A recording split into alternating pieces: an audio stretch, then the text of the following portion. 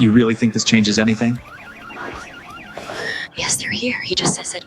She thought it was just a kitchen accident until the killer slipped and the truth bled out with him. I remember the smell first. Burnt butter and something metallic, sharp enough to sting the back of my throat. It clung to the walls of that small kitchen like a secret that refused to leave. By the time I stepped inside, Daniel Harper was already dead, and somehow I was about to become the reason why. I wasn't supposed to be there that night.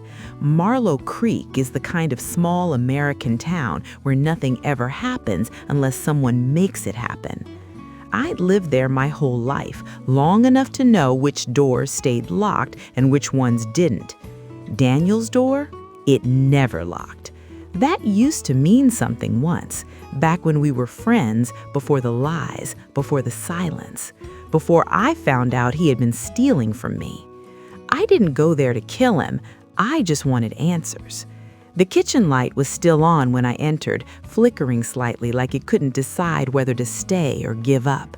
A pan sat crooked on the stove, burnt black inside it. A knife lay on the floor, and Daniel, he was slumped against the cabinet. Blood soaked through his shirt, spreading like ink in water. His eyes were open, frozen in a kind of disbelief I couldn't unsee. For a moment, I couldn't move. My brain tried to piece together something logical, something normal, an accident, a fall, something that didn't involve a knife buried deep in his chest. But nothing made sense until I heard the voice behind me. You weren't supposed to see this. I turned slowly. Ethan Cole stood in the doorway, his expression calm, too calm, like he'd been waiting. Ethan was the last person anyone in Marlow Creek would suspect of anything. He ran the local hardware store, smiled too easily, helped everyone without asking for anything back. That's what made him perfect. That's what made him dangerous. "What did you do?" I asked, my voice barely holding together. He stepped closer, careful, measured. "It was an accident." I let out a hollow laugh. People don't accidentally stab someone in the chest. His smile didn't fade. You'd be surprised what people do when they're scared. The story came quickly, like he'd rehearsed it. Daniel invited him over. They argued in the kitchen about money, about something personal. It got heated. Daniel grabbed a knife. "There was a struggle," Ethan said, his voice steady. "I pushed him. He fell." "Onto the knife?" I asked. Ethan tilted his head. "That's what it's going to look like." I felt something cold settle in my chest. "No," I said, shaking my head. "I'm calling the police." I reached for my phone. That's when everything changed. He moved faster than I expected. 1 second I had my phone, the next it was on the floor, skidding across the tiles. His hand wrapped around my wrist, not tight enough to hurt, but firm enough to stop me. "You don't want to do that," he said quietly. "I do." His eyes darkened. "Then you're going to make this very difficult." "For who?" I snapped. "For yourself." It didn't make sense at first, not until he let go of my wrist and stepped back, giving me space. "Look around," he said. I did. The open door, my footprints on the floor, my jacket hanging on the chair where I'd thrown it when I walked in, my fingerprints probably already on the counter, the cabinet, maybe even the knife if I'd brushed against it without realizing. "You came here tonight," Ethan said softly. "You had a history with Daniel. People knew you argued." "It doesn't mean—" "That means everything," he cut in, "especially in a town like this." I felt my stomach twist. "You're insane," I whispered. "No, I'm careful." He started moving around the kitchen then, like he owned it, wiping down surfaces, adjusting things, turning the pan slightly as if staging the scene just right. "You're gonna say you found him like this, that you came over to talk, that you tried to help." "And you?" I asked. He smiled faintly. "I was never here." I should have run. I should have screamed, but fear has a way of rooting you in place, especially when the trap is already closing around you. You can't get away with this, I said. Ethan paused, looking at me with something almost like pity. I already have.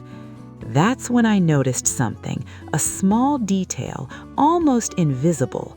The stove. The flame was still on, but low, too low to burn butter the way it had.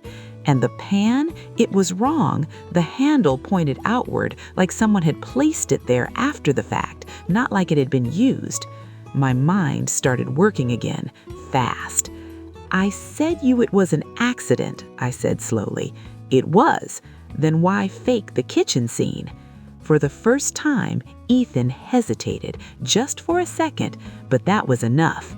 You didn't kill him in the kitchen, I said, my voice gaining strength. You moved him here. His eyes locked on mine. Silence stretched between us. Then he smiled again, but this time it didn't reach his eyes. You're smarter than I thought. I stepped back, my heart pounding. Why? I asked. Ethan sighed, like the question bored him. Daniel was going to expose me, money, deals, things people in this town wouldn't understand. So you killed him. I solved a problem. The truth hung in the air, heavy and undeniable, and suddenly I wasn't scared anymore. I was angry. You picked the wrong person to frame, I said. Ethan raised an eyebrow. Did I? I moved slowly, deliberately, not towards him, towards the sink. My phone, my real phone, sat hidden just behind the faucet where I'd placed it earlier that day. I hadn't come here unprepared, not after everything Daniel told me before he died, not after he said he was scared. I knew something was wrong, I said, keeping my voice steady. Daniel called me this morning. He said if anything happened to him, I should look at you. Ethan's expression shifted just slightly. And yet you still came here alone, he asked. I smiled. Not exactly. I reached behind the faucet and grabbed the phone.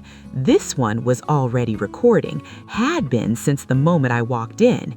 Ethan's eyes flickered to it. For the first time, I saw real fear. You should have checked the room, I said softly. He took a step towards me, but it was too late. Sirens echoed in the distance, faint at first, then louder. Ethan froze. He started. I called them before I came in, and I kept them on the line. I held up the phone slightly. Everything you said, they heard it. The sirens grew louder, filling the silence he couldn't escape. Ethan looked around the kitchen, his carefully staged scene, his perfect plan unraveling piece by piece, all because he underestimated one thing, me. You set me up, he said quietly. I shook my head. No, I replied, you did that to yourself.